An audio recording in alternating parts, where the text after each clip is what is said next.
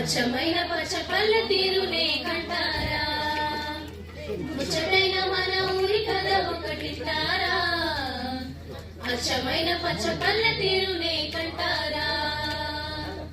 తెల్లవారి కోడి కూత కోయిలమ్మ తేనె పాట మంచు పూల గోగు తోట ఎరువక ఎంకి పాట